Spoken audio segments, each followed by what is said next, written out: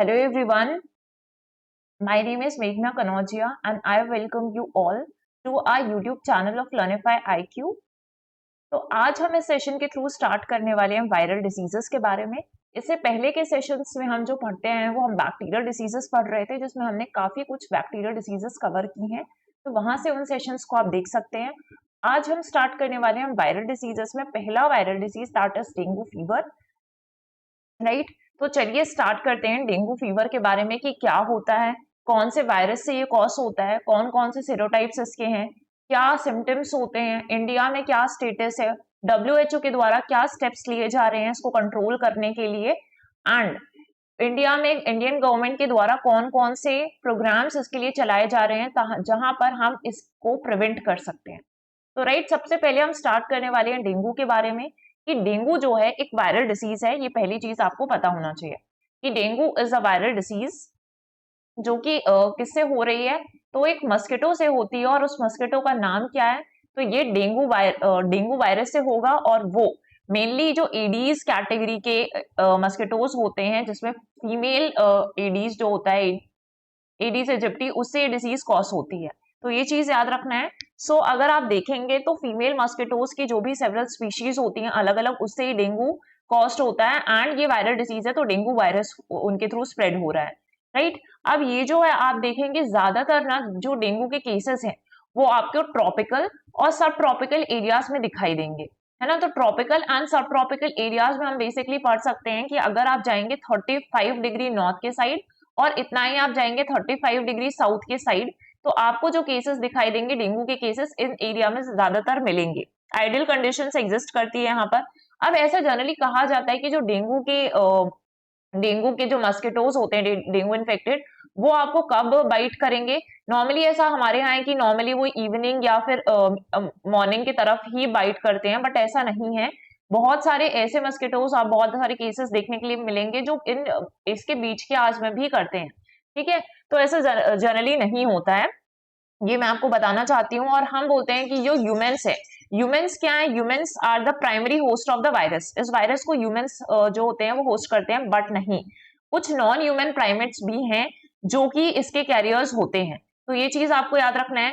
अब ये जहां पे आपको मस्किटो बाकी वायरसेस को भी ट्रांसमिट करते हैं, जैसे अगर चिकनगुनिया हो तो वो भी इसकी वजह से हो रहा है, yellow fever and Zika infection. तो ये काफी इंपॉर्टेंट फैक्ट है कि सेम मस्किटो के बाइट से आपको चिकनगुनिया, येलो फीवर और जीका इन्फेक्शन जैसे चीजें भी, केसेस भी हो सकते हैं। अगर आप देखें यहाँ पर, तो यहाँ पर देखेंगे तो 4 डिस्टिंक्ट आपको सीरोटाइप्स दिखाई देंगे। सीरोटाइप्स क्या होते हैं बेसिकली, है ना, एक ही माइक्रो ऑर्गेनिज्म है लेकिन अलग अलग ग्रुप ऑफ स्पीशीज इसी माइक्रो ऑर्गेनिजम्स को के अंदर होती है, जिसके सेम कैरेक्टरिस्टिक्स होंगे, तो उन्हें सीरोटाइप्स रेफर किया जाता है। और अगर 4 डिस्टिंक्ट हम देखें जो डेंगू फीवर कॉज कर रहे हैं, तो उसमें डेन 1 आएगा, डेन 2 आएगा, डेन 3 एंड डेन 4, ये सारे इसके सीरोटाइप्स हैं। तो ये सारी चीजें आपको याद रखना है। फिर सिम्टम्स में अगर हम आ जाए कि सिम्टम्स क्या दिखते हैं इसमें, जब डेंगू होता है तो सडन हाई फीवर होगा, हेडेक्स काफी सीवियर हो जाएंगे, pain behind the eyes, joint and muscle pain, nausea, vomiting, swollen glands. तो ये सारे सिम्टम्स दिखाई देते हैं डेंगू फीवर के टाइम पर। अब जनरली क्या होता है कि इसको ठीक करने में 2 से 7 दिन का समय लग जाता है ताकि आप फुली रिकवर करें। कुछ केसेस में बहुत जल्दी रिकवर कर जाते हैं, कुछ केसेस में टाइम लगता है ज्यादा। अगर आप एक्सट्रीम केसेस में जाएंगे तो उसमें जो है डेंगू की डिसीज सीवियर कैटेगरी में भी पहुंच सकती है ना, बहुत ज्यादा होता है, आप देखते हैं डेथ्स भी हो रही हैं। तो वो कौन सी कैटेगरी होती है, सीवियर कैटेगरी आ जाती है। और सीवियर कैटेगरी में क्या हो जाता है, हेमोरेगिक फीवर हो जाता है। हेमोरेगिक फीवर में क्या होता है कि इस टाइम पर ब्लीडिंग बहुत ज्यादा हो जाएगी, तो ब्लीडिंग होने लगेगी। और अगर ब्लीडिंग ज्यादा हो रही है तो आपके ब्लड प्लेटलेट्स कम हो जाएंगे, ब्लड प्लेटलेट्स कम होंगे और उस टाइम पर ब्लड प्लाज्मा लीक भी करने लगेगा। तो इस तरीके की चीजें होती हैं जब एक्सट्रीम वाले केसेस होते हैं जिसमें डेथ्स भी हो जाती हैं।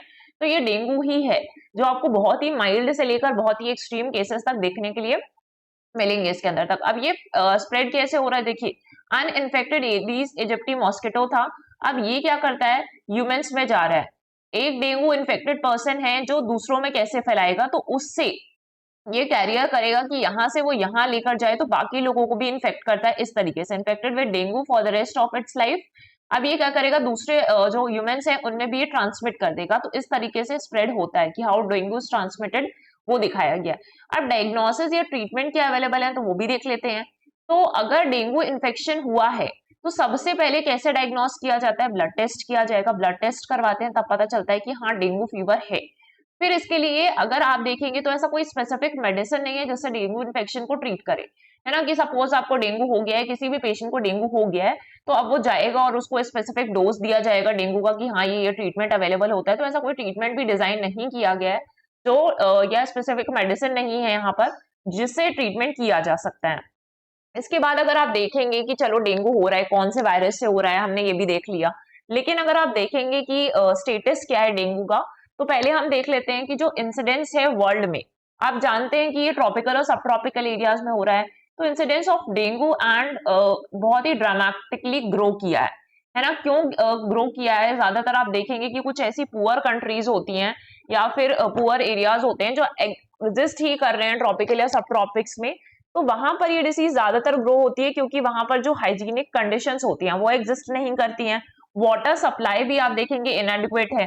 इनएडिक्वेट वाटर सप्लाई या फिर गंदा पानी, कंटेमिनेटेड वाटर सप्लाई हो रहा है, तो उसकी वजह से हो जाएगा। सॉलिड वेस्ट मैनेजमेंट पर हम इतना फोकस क्यों करते हैं? क्योंकि सॉलिड वेस्ट मैनेजमेंट इसलिए भी जरूरी है ताकि इस तरीके की डिसीजेस जिनको यूजुअली प्रिवेंट किया जा सकता है वो ना फैले और हम इस तरीके से इसको कम कर सकें। अगर सॉलिड वेस्ट मैनेजमेंट नहीं हो रहा है या फिर कंटेमिनेटेड वाटर बहुत ज्यादा अवेलेबल है जैसा बारिश के टाइम पर यूजुअली हो जाता है, तो जो वेक्टर्स होते हैं ना वो मल्टीप्लाई होने लगते हैं और इस केस में एडिस इजिप्टी जो है वो भी मल्टीप्लाई होने लगेगा। ऐसे में ज्यादातर वो वेक्टर्स को मल्टीप्लाई कर रहा है तो ज्यादा से ज्यादा ह्यूमंस में फैलेगा, है ना। तो वर्ल्ड हेल्थ ऑर्गेनाइजेशन ने कहा कि बहुत ज्यादा केसेस बढ़ रहे हैं रिसेंट डिकेड्स में और बहुत सारे ऐसे केसेस हैं जो अंडर रिपोर्टेड हो जाते हैं। और under reporting of the cases main problem है जहां पर अगर स्क्रीनिंग में ये चीज सामने नहीं आती तो दिक्कत जाती है प्रॉब्लम सॉल्व करने में, राइट। डब्ल्यूएचओ एस्टिमेट करता है कि 39 करोड़ डेंगू वायरस इन्फेक्शन पाए जाते हैं पर ईयर।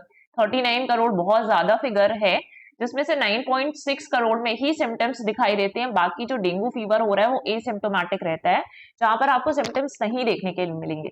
अगर हम बात कर लें इंडिया के टर्म्स में कि इंडिया का अगर आप रिसेंट डेटा देखेंगे 2023 का, तो इसमें दिखाया गया कि इंडिया में ऑलमोस्ट 95,000 केसेस थे इस टाइम तक, है ना। और यहाँ पे 91 डेथ्स हुई थी। अगर आप देखेंगे सबसे ज्यादा केसेस कहाँ पे थे? कर्नाटका ने रिपोर्ट किया था highest number of cases in the last 10 years में विद 19,300 केसेस और इतनी डेथ्स हुई थी यहाँ पर, ठीक। तो अगर कुछ केसेस है जहाँ पे यूजुअली आता है, दिल्ली की न्यूज में हमेशा रहता है कि डेंगू हो गया है, डेंगू है, बहुत ज्यादा वायरस है।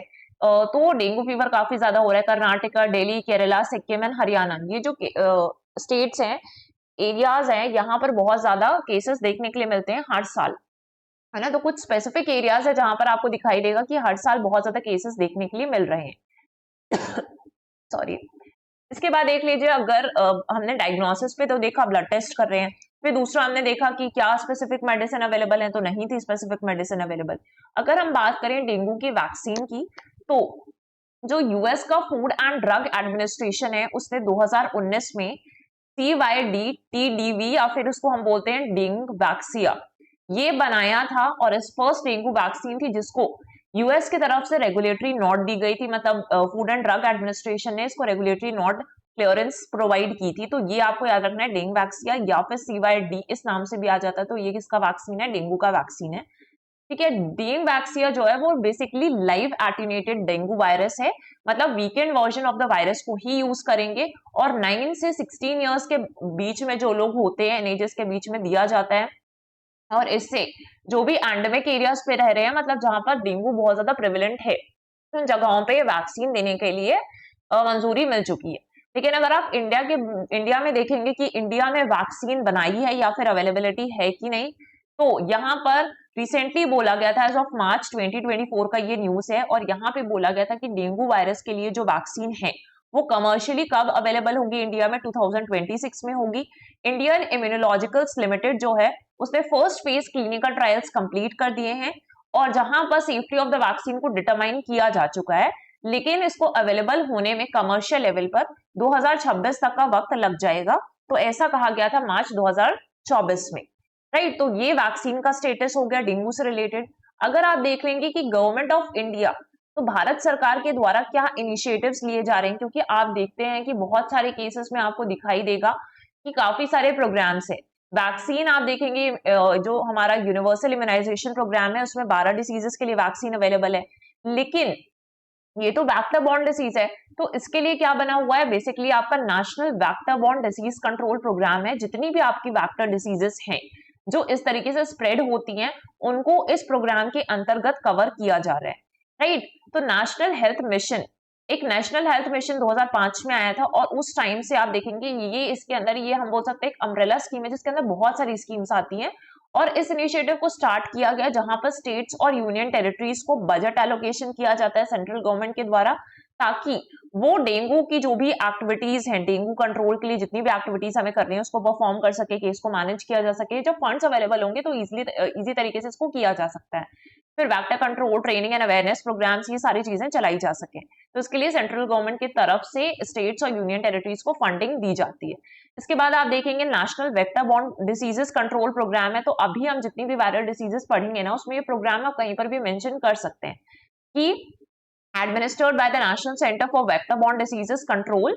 ये जो प्रोग्राम है वो कंट्रोल करता है, प्रिवेंट करता है, डेंगू को तो करता है और इसके साथ जो भी वेक्टर बॉर्न डिसीजेस हैं तो उनको भी कंट्रोल कर रहा है। मतलब आप इसको अपने आंसर्स में कहीं पर भी यूज कर सकते हैं कि किस तरीके से मेंशन किया जा सकता है इस प्रोग्राम को हर एक वेक्टर बॉर्न डिसीज में, राइट। तो आज हमने जो चीजें पढ़ी हैं वो हमने डेंगू वायरस के बारे में कवर किया, which is the first tropical viral disease, ठीक है। इसके बाद से डेंगू वायरस हमने देखा, फिर इसके वजह से और कुछ इन्फेक्शन हो सकते हैं, तो फैक्ट्स भी आपको याद रखने हैं, ठीक है, फैक्ट्स याद रखने हैं। फिर इसके बाद हमने देख लिया कि स्टेटस ऑफ डेंगू क्या है इन द वर्ल्ड और इन इंडिया में क्या स्टेटस है, कहाँ कहाँ पे ज्यादा है, क्या डेंगू में कोई ट्रीटमेंट या डायग्नोसिस है तो किस तरीके का है, डेंगू वैक्सीन का क्या स्टेटस है, और इनिशिएटिव्स भारत सरकार या गवर्नमेंट ऑफ इंडिया के द्वारा जो इनिशिएटिव्स लिए गए, तो ये सारी चीजें हमने कवर की है। इसका जो पीडीएफ है वो नोट्स हैं वो आप पीडीएफ फॉर्म में डाउनलोड कर सकते हैं। इस वीडियो के लिंक में डिस्क्रिप्शन में जाके आपको लिंक मिल जाएगा, वहां से आप इसको डाउनलोड कर सकते हैं और वहां से रिवाइज कर सकते हैं। कोई भी क्वेरीज है आपकी तो आप या डाउट्स हैं आपके तो आप पूछ सकते हैं कमेंट सेक्शन में, we are going to answer that. तो आज के सेशन के लिए इतना ही। Thank you everyone.